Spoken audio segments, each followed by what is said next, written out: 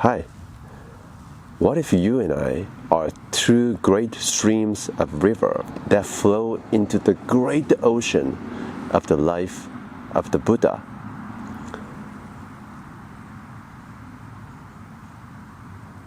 Then the evaporation from the ocean happens and it turns into a rain and then flows back into these rivers. Are you and I are separate, same, or neither?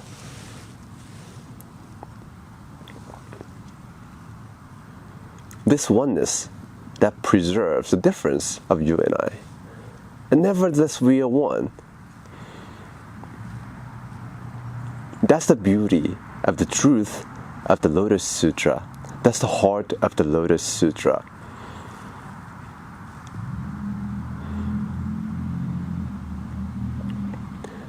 You are a river.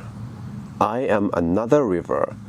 Both flow into and drain into the great ocean, a single ocean, which is universally shared by all these streams.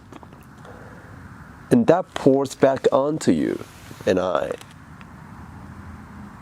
So that means you and I are oceans, right?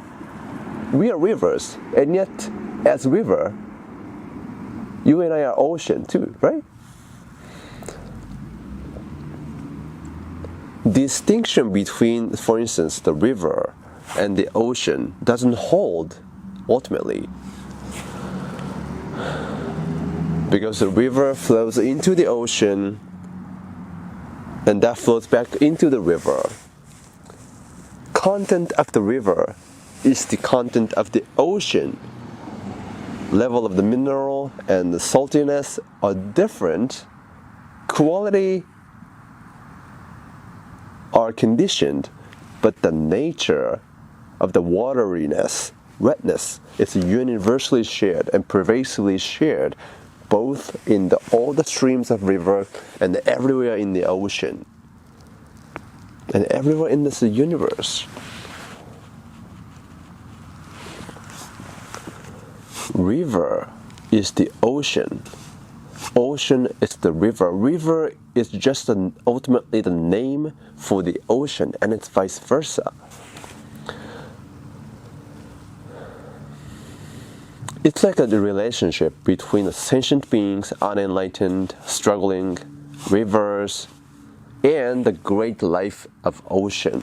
The life of us, life of rivers, life of sentient beings is the content of the eternal life of the Buddha that appears as a concept of the eternal life of the Buddha in the 16th chapter of the Lotus Sutra. But this content of the eternal life of the Buddha wouldn't be there if that is missing, that were missing streams coming in from the rivers.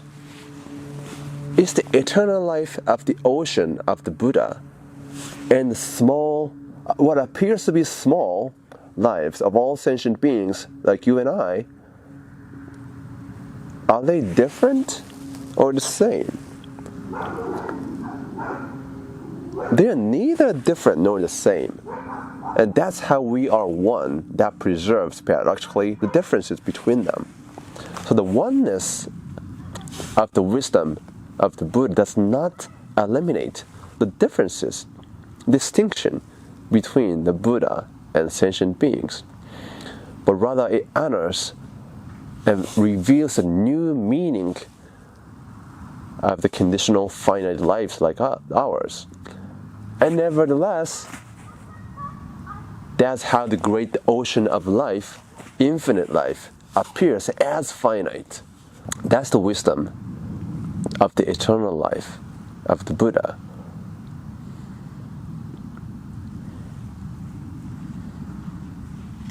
What is the point of fighting against one another, hurting one another? Of course, we're humans driven by delusions. Oftentimes, like myself, we make a lot of mistakes. But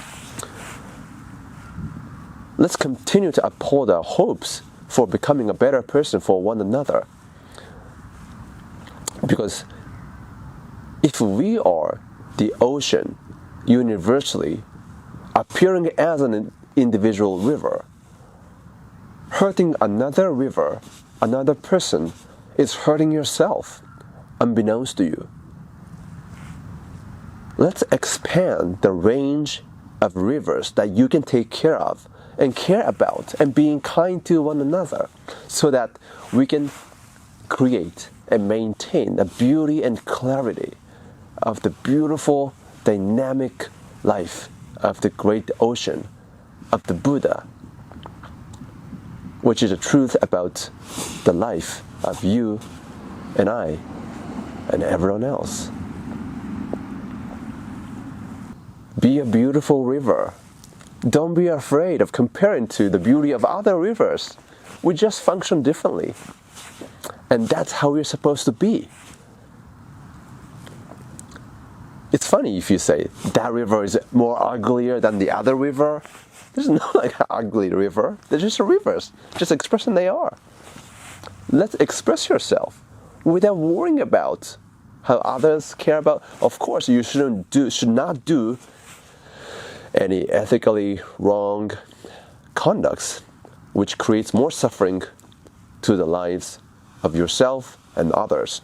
We should stop fighting against one another and hurting one another. We shouldn't create suffering for anyone in the world.